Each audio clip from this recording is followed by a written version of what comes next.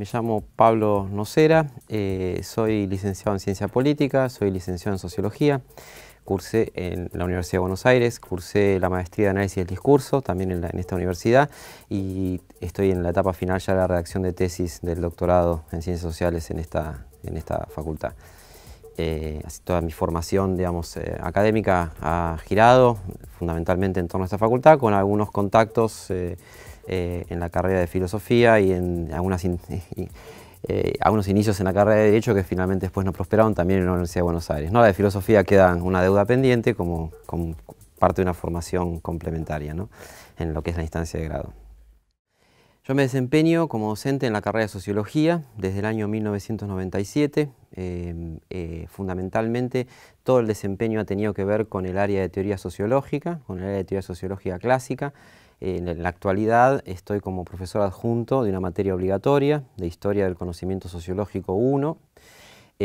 y me desempeño también como profesor adjunto de una materia optativa que es dedicada al pensamiento de Emile Durkheim completamente, y de otra que estoy como adjunto a cargo de la materia que es dedicada al pensamiento de Marx en el periodo de juventud, digamos. El inicio de la docencia comenzó como un trayecto regular, en el sentido de comenzar por la responsabilidad de los trabajos prácticos, la jefatura de trabajos prácticos, concursé en esos cargos y después se fueron extendiendo y aumentando las responsabilidades hasta llegar a desempeñarme como adjunto. Lo singular de todo este tiempo, de estos años, que ya pronto van a ser 20, es que, bueno, acompañé el dictado de estas materias junto con otras, como auxiliar docente en Sociología General, en Historia del Conocimiento Sociológico 2, en el pensamiento de Max Weber, o sea, todas materias, digamos, vinculadas en lo fundamental a la teoría sociológica y particularmente a la teoría sociológica clásica. La experiencia ha sido en estos años muy enriquecedora, entre otras cosas, como por una peculiaridad, que es encontrarme con la experiencia docente al inicio de la carrera y por ende con estudiantes que están cursando el primero, segundo cuatrimestre o tercero eventualmente, y encontrarme luego con muchos de esos mismos estudiantes que están en el periodo final, vale decir, cursando las materias optativas. Y justamente esa simultaneidad de experiencias ha sido y es en la actualidad muy enriquecedora para poder establecer algún tipo de aproximación general al comportamiento en esa primera instancia, llámese las obligatorias, y justamente en un momento muy posterior o bastante posterior, que es el de las materias optativas, focalizadas en contenidos, elegidas por los estudiantes. Y en lo fundamental creo que ese trayecto puso en evidencia, entre otras cosas, que particularmente la carrera de Sociología,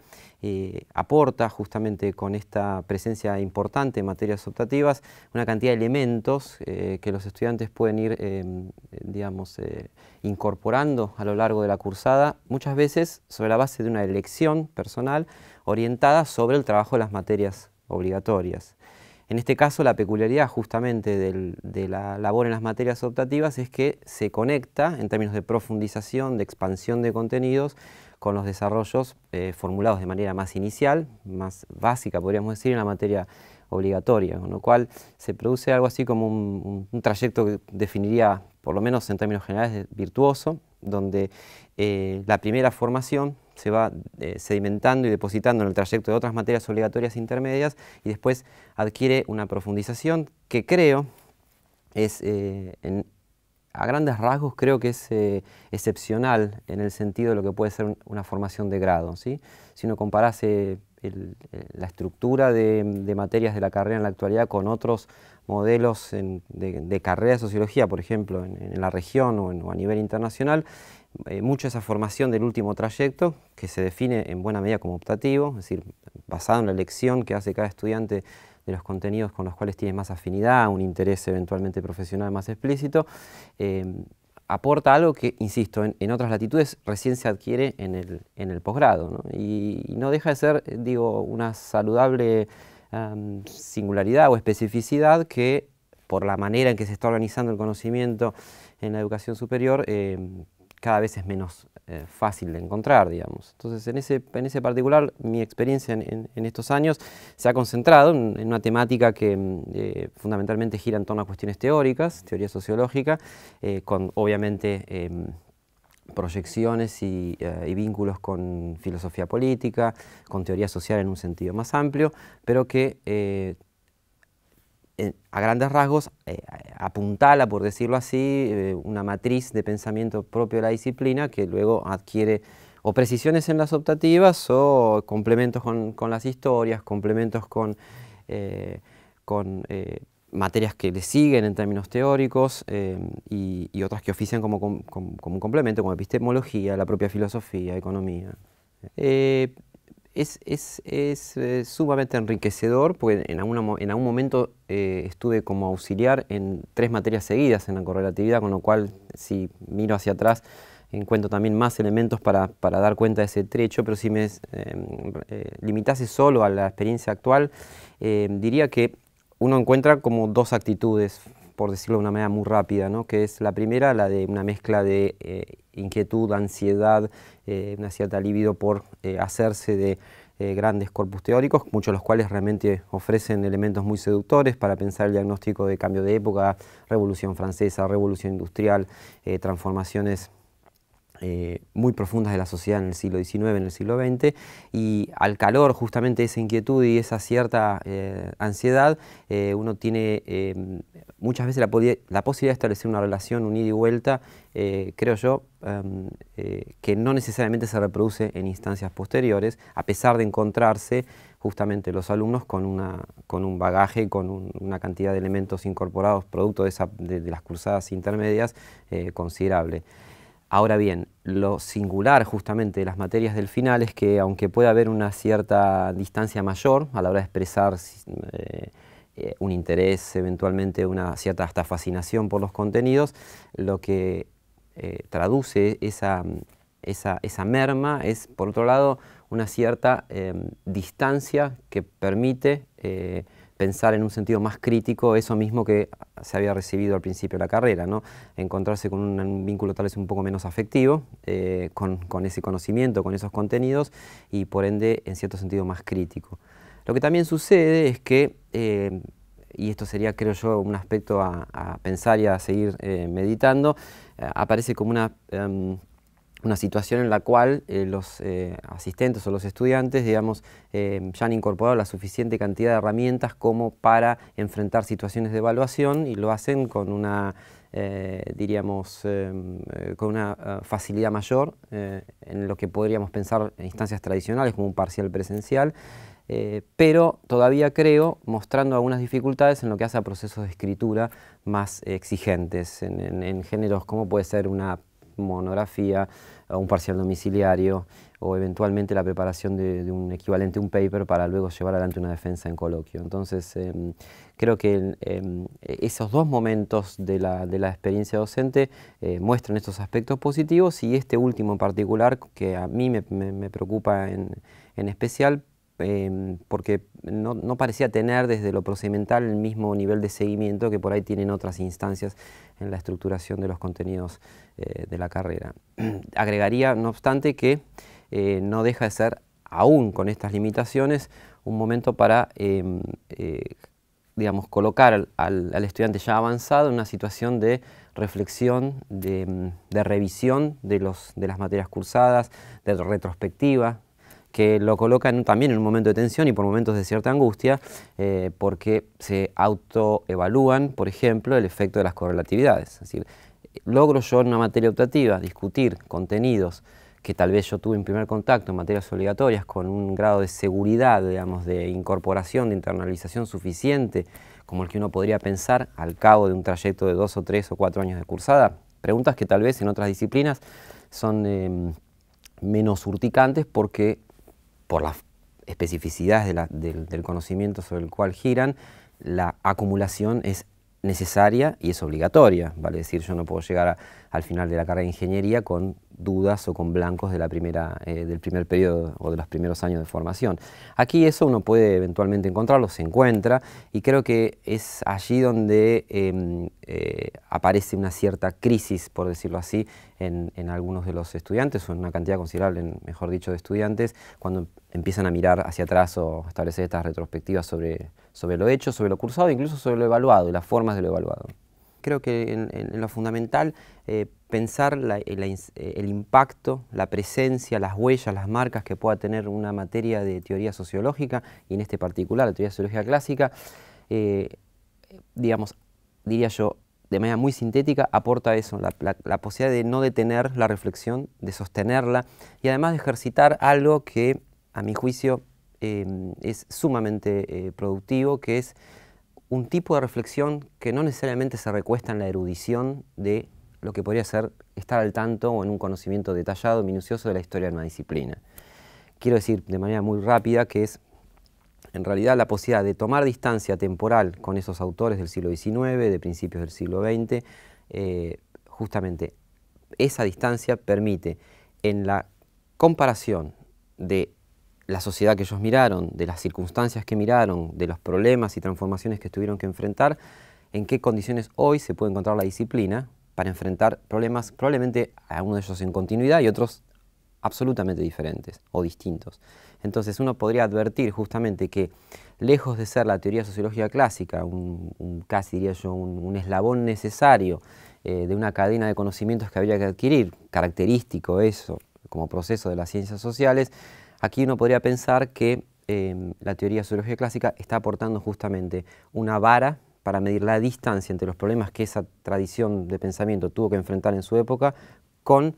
la matriz de categorías, los rudimentos teóricos y demás con los que contamos nosotros hoy para pensar una época muy distinta.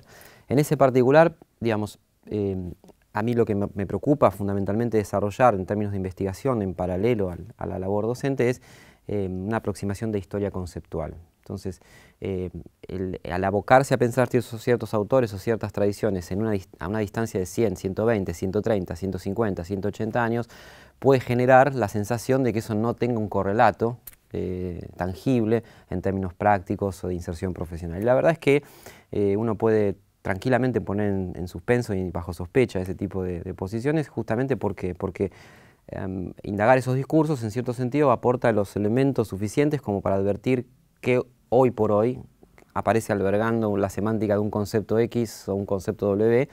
utilizado en la prensa, utilizado en los medios, o utilizado también al interior del propio discurso en la academia, y advirtiendo en ese desplazamiento de campos semánticos, de familias de palabras y demás, justamente estas mutaciones o transformaciones de problemáticas enfocadas hace, insisto, 150, 170 años, con las que nosotros tenemos que enfrentar. En pocas palabras, nos valemos todavía de tradiciones teóricas que tienen una centuria larga o 2 centurias en el haber, y si no, las actuales se hallan realmente mostrando saltos cualitativos en la capacidad de dar cuenta de fenómenos o acontecimientos de nuestra época. Son preguntas esas que creo yo que este tipo de indagaciones, aún en la distancia que ofrecen, suelen ser muy productivas. Eso requiere tiempo y esos tiempos no siempre los puede procesar un formato de cursada donde un cuatrimestre puede resultar corto, donde un régimen de promoción puede resultar expeditivo, pero no necesariamente productivo a la hora del balance y la sedimentación de esos contenidos. Creo que hay contenidos de materias que habilitan más fácilmente dinámicas como la de la promoción o la cursada cuatrimestral, y otras que en cierto sentido la dificulten. La clase es una situación de trance, puedo estar sumido en una cantidad de problemas de variada índole, pero esas 2 horas son, literalmente es un corte y una suspensión. Dolores del cuerpo, problemas económicos, dificultades habitacionales, las que fueran, ¿no? Entonces, en esa particular experiencia y a partir de esa particular experiencia, creo que el punto fundamental en el que me siento apasionado por la práctica docente es que puedo pensar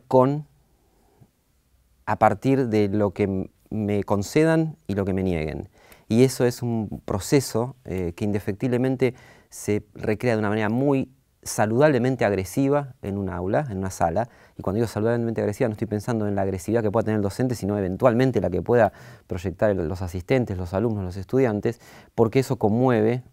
lo que se sedimentó, la confianza en eso que se sedimentó, diría yo, la tranquilidad en eso que se sedimentó, que se ha incorporado. Y ese es un momento de tensión, de tensión que recreándolo de manera exigente,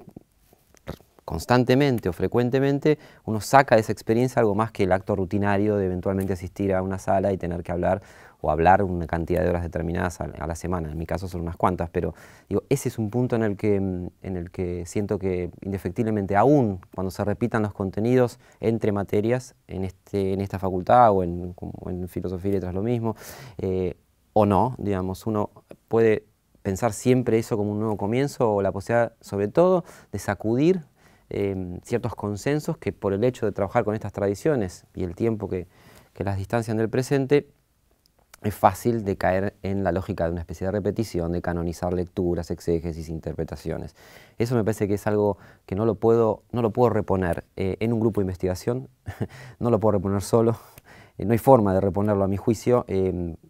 y quizás ansío que ese momento de tensión y de desafío se multiplicase todavía más. O sea, sentirme incómodo. Me parece que ese sería en último término lo que más me atrae de una clase. Que me incomoden, que me hagan sentir incómodo, que me lleven a un límite, que me hagan preguntas incluso con asistentes que por ahí vienen de otras disciplinas, que suelen ser extremadamente conmovedoras en la forma en que interrogan, pero que sacuden eso que se deposita, que a veces se anquilosa y por ende debilita cualquier trabajo, no solo de actualización de tradiciones clásicas, sino también de, diría, esos ejercicios que permiten justipreciar por qué alguien tiene canónicamente el nombre de un padre de la disciplina y otro, en su momento reconocido, apenas ha llegado al presente por vía de alguna otra obra, ¿no? Cuando ese tipo de reflexiones estalla en una sala,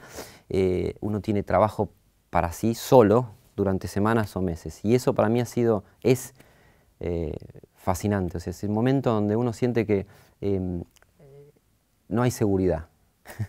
Y es justamente lo que me introduce los saltos o las modificaciones y, por digamos decir así, los avances, digamos, ¿no? La Universidad de Buenos Aires, en lo fundamental, es la posibilidad de transitar con una libertad descomunal cuántas tradiciones de pensamiento, cuántas líneas de reflexión, la posibilidad incluso, aunque cuesta, pero ejercitar lo que podríamos llamar una especie de multidisciplina. En mi caso ha sido elementos de análisis del discurso con elementos de historia, con elementos de teoría social y de filosofía política. Me ha permitido eso, poder explorar esa especie de desplazamientos entre áreas de conocimiento, que en mi propia experiencia ha también forjado como pequeñas cursadas a medida, en materias de derecho, decía, materias de filosofía, que resultaron ser en grado y en posgrado un complemento muy enriquecedor y sustantivo. Así como uno puede ver y,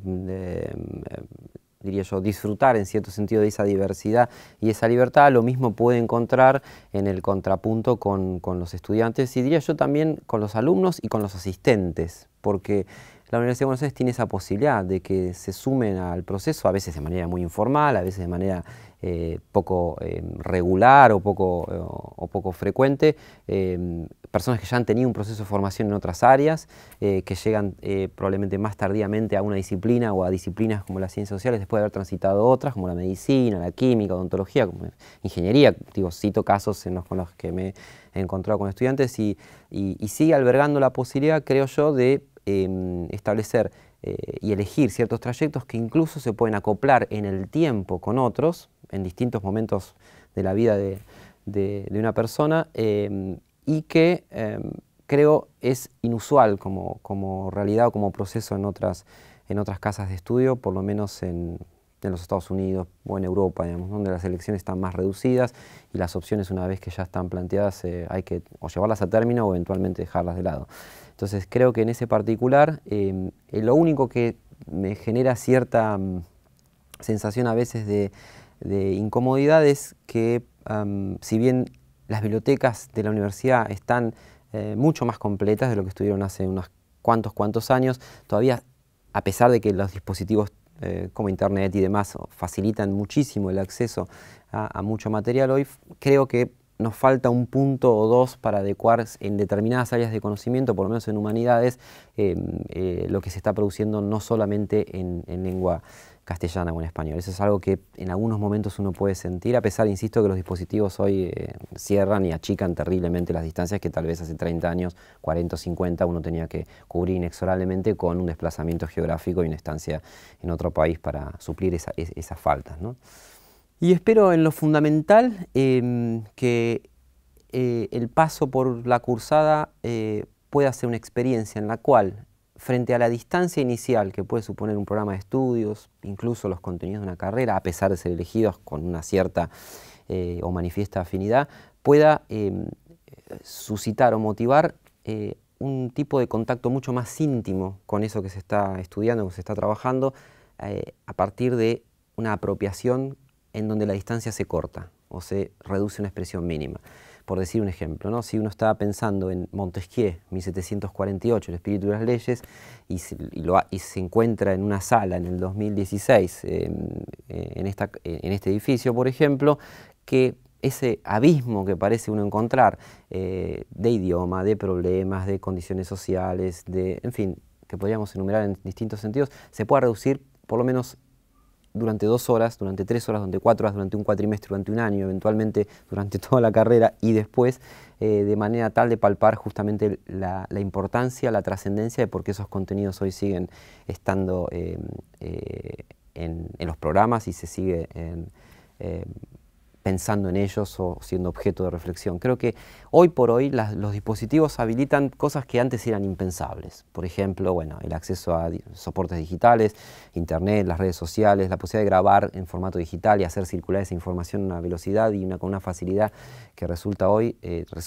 digamos, sorprendente en comparación con hace unos años. Pero esas facilidades también tienen la contracara de simplificar esos tiempos, a veces incluso de padecimientos que supone el lidiar con contenidos esquivos, con la dificultad y la opacidad que tienen los textos, las tradiciones, ciertas tradiciones de pensamiento y demás. Creo que si la instancia de la cursada logra en algún punto evitar que esas facilidades se traduzcan en apatía o se traduzcan en cierto desinterés o un cierto trato liviano, por decirlo así, con los contenidos, creo que en algún punto la trascendencia de esa práctica está garantizada. Quiero decir, en el sentido particular de advertir que tanto facilitan como medios estos dispositivos el acceso a contenidos, a recursos para el estudio, para la enseñanza, para el aprendizaje, que creo que una clase, y eso también es un interés muy particular, no debiera cerrar nunca lo suficiente como para que hubiese que pagar, en algún sentido, con esfuerzo, con dedicación, con reflexión solitaria o en grupo, lo que fuera, lo que esos dispositivos han facilitado en términos de acceso. Es decir, tengo todo a la mano, tengo mucho más, probablemente lo que un estudiante hace 35, 40 años podía tener en el chasquido de los dedos, pero tengo casi por esa facilidad la obligación de dar un paso más, en el sentido de tener que poner en movimiento esa multiplicidad de fuentes, por ejemplo, de integrar o sumir en el trabajo lecturas que tal vez antes podían quedar inexorablemente como complementarias porque no había forma de acceder literalmente en el país, por ejemplo, a ellas, y allí creo que uno tiene que realizar una apuesta, que es ver cómo, en lugar de sospechar que alguien no ha leído y por ende sentirse un tanto triste porque tal vez el ida y vuelta a la clase no funciona como esperaba, empezar a pensar justamente cómo suscitar o motivar esos procesos de lectura, de acompañamiento, de indagación, de exploración, de profundización, más allá de los marcos que impone una cursada. Llámese aprobar exámenes, eventualmente aprobar la materia, promocionarla, regularizarla, lo que fuere. Y creo que si uno, de manera muy sintética, digamos, logra transmitir o poner en movimiento esa pasión que a uno lo está motivando a hacer lo que hace, el resultado es, me atrevería a decir de manera muy grosera y sin un fundamento estadístico, inmediato. Es decir, no es tanto el punto de advertir la actualidad o la genialidad de un autor X, sino poner en movimiento lo que uno advierte al leerlo y compartirlo en ese momento y empezar a hacer múltiples cruces para sentirse uno incomodado el que está enfrente y por ende una especie de saludable y múltiple incomodidad, empezar a acomodarse de otra manera. Y creo que eso sigue siendo algo que ni los dispositivos pueden reducir, ni los dispositivos pueden ampliar. Tiene una especificidad independientemente de cualquier soporte que en términos tecnológicos nos haga cambiar o nos haga repensar. Porque es verdad, hoy por hoy transmitir información en una clase parece algo que no tiene demasiado sentido. Es decir, cualquier cosa que uno pueda plantear en términos de decir lo he leído en tal lugar, lo he escuchado en tal otro, ya hoy literalmente no ofrece, no aporta ninguna diferencia. Ahora, ¿qué hacer con eso? Es una o cómo trabajar sobre eso, creo que es en un punto lo que sigue siendo un espacio docente de intercambio, en una sala, alumnos, profesores y demás, todavía un dispositivo que tiene muchos años de vigencia y de aportes. Tres clásicos: La ideología alemana, de Karl Marx y Friedrich Engels. Probablemente ese sería un texto que pondría entre los primeros lugares. Uno que no doy, pero que en algún momento sí estuve muy cerca: La dialéctica de la ilustración, Adorno y Horkheimer, que son dos bombas literalmente. Y en último término, como para sacudir provocativamente, La educación moral de Emile Durkheim, ¿no? Como para poner una especie de balance urticante por momentos. Creo que esos podrían ser, en este momento, hoy, tres textos de los que seguramente en minutos más me voy a arrepentir por no haber incluido algún otro de manera protagónica.